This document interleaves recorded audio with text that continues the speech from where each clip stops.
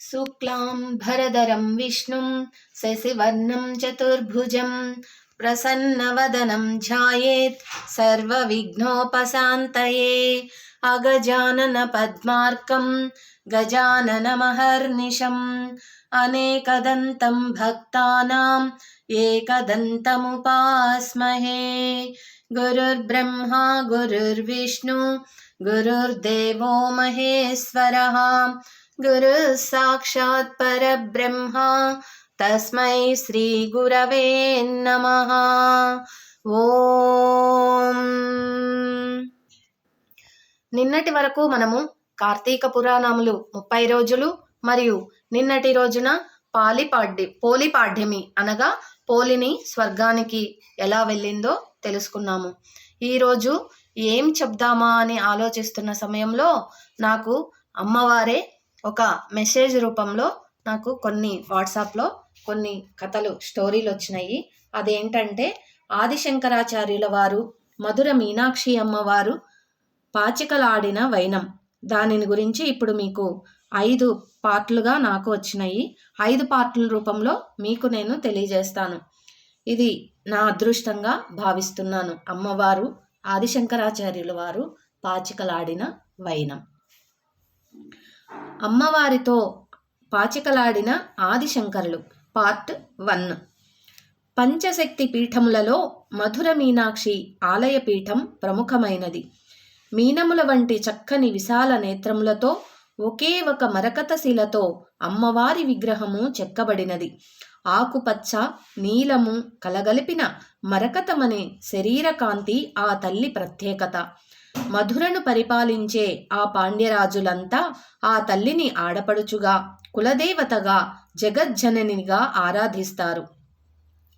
దేవి భాగవత పురాణములో మణిద్వీప వర్ణనలా ఆ ఆలయాన్ని పాండ్యరాజులు రూపొందించారు.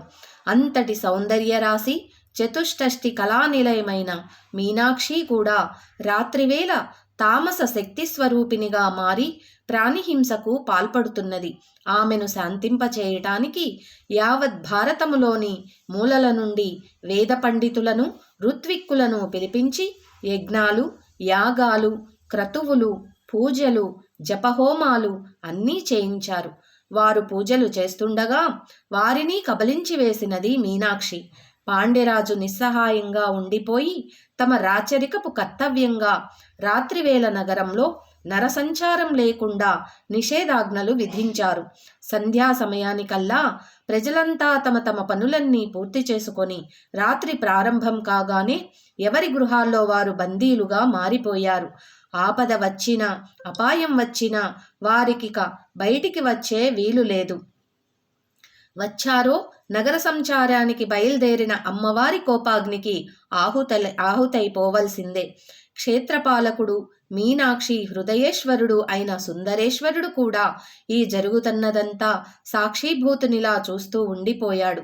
తన దేవేరి తామస ప్రవృత్తిని మాన్పించటానికి తన అంశతో ఒక అవతార పురుషుడు జన్మించాలి. మౌనం వహించి తీరాల్సిందే తప్ప మరేమీ చేయటానికి లేదని నిర్ణయించుకున్నాడు ఆలో భోలాశంకరుడు. తన శరీరంలోని అర్ధభాగము అయిన ఈశ్వరుని అవమానపరిస్తే తనను తాను అవమానపరుచుకోవటమే అవుతుంది. బాహ్యలోకానికి ఆమెను చులకన చేసినట్లవుతుంది. ఎలా? కాలము విచిత్రమైనది. ఏ సమయంలో ఏ ప్రాణికి ఏ శిక్ష, ఏ పరీక్ష, ఏ దీక్ష, ఏ సమీక్ష ప్రసాదించాలో ఒక్క మహాకాలుడికే తెలుసు. ఎవరి వంతుకు ఏది వస్తే అది వారు మంచి అయినా, చెడు అయినా, జయమైనా, పరాజయమైనా అనుభవించి తీరాల్సిందే. ఆదిశంకరాచార్యులు మధురలో అడుగు పెట్టే నాటికి పరిస్థితి పై విధముగా ఉన్నది. పాండ్యరాజు ఆదిశంకరులను అత్యంత భక్తి శ్రద్ధలతో స్వాగతం పలికి తన అంతఃపురంలో సకల సేవలు చేశాడు. అద్భుత తేజస్సుతో వెలిగిపోతున్న యువ బ్రహ్మచారి అయిన ఆదిశంకరాచార్యులు, నేను మధుర మీనాక్షి ఆలయంలో ఈ రాత్రికి ధ్యానం చేసుకుంటాను అని చెప్పాడు. ఆ మాటలను విన్న పాండ్యరాజు పాదాల కింద భూకంపం వచ్చినంతగా కంపించిపోయాడు.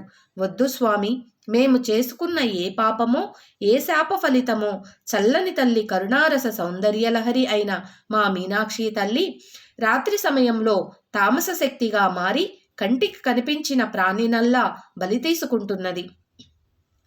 అందుచేత అంతఃపురంలోనే మీ ధ్యానానికి ఏ భంగము రాని విధంగా సకల ఏర్పాట్లు చేయిస్తాను. మీరు ఆలయంలోకి రాత్రివేళ అడుగు పెట్టవద్దు. అసలు అంతఃపురం నుండి బయటకు ఎవరూ వెళ్లరు. పొరపాటుగా బయటకు వస్తే వారు మరునాటికి లేనట్టే లెక్క అని వివరించి పాండ్యరాజు వేడుకున్నాడు. ఆదిశంకరాచార్యులు పాండ్యరాజును శతవిధాలా సమాధానపరిచాడు. సన్యాసులకు గృహస్థుల భిక్ష స్వీకరించే వరకే ఉండాలి, కానీ తర్వాత వారు గృహస్థుల గృహాలలో ఉండరాదు. మేము ఆలయములోనే ఉంటాము. జగన్మాత అయిన మీనాక్షి అమ్మవారిని మనసారా ధ్యానం చేసుకుంటే తప్ప నాకు సంతృప్తి కలగదు. మీరు అడ్డు చెప్పవద్దు అన్నాడు. పాండ్యరాజు హతాశుడైనాడు. దేవీ తేజస్సుతో వెలిగిపోతున్న ఈ యువ బ్రహ్మచారినికి చూడనేమో అని పాండ్యరాజు ఆవేదన చెందాడు. ఆదిశంకరాచార్యను ఆలయంలోనికి తీసుకొని వెళ్ళి తిరిగి అంతఃపురానికి వెళ్ళాడు. పాండ్యరాజుకు ఆ రాత్రి నిద్ర లేదు.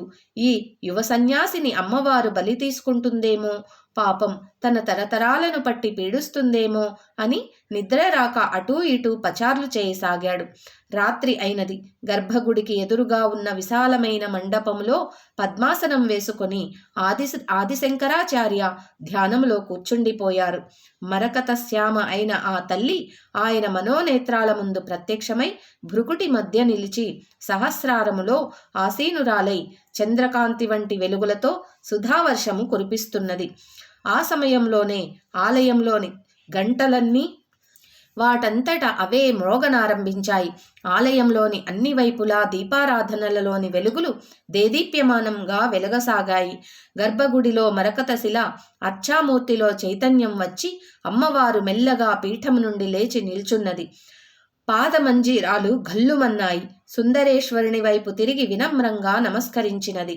కర్ణతాటంకాలు ధగధగా మెరుస్తుండగా ఆమె ధరించి ఉన్న ఎర్రని రంగు పట్టు చీర, బంగారు జరీ అంచుల కుచ్చిళ్ళు నేలపై జీరాడుతూ పుడమ తల్లికి స్వాంతన చెబుతున్నట్టుగా కోటి వెన్నెలలు రాసిబోసినట్లున్న చిరునవ్వుతో ఆ తల్లి గర్భగుడి ద్వారం వద్దకు వచ్చి లిప్తకాలం ఆగినది. సశేషం. మొదటి అధ్యాయం సమాప్తం.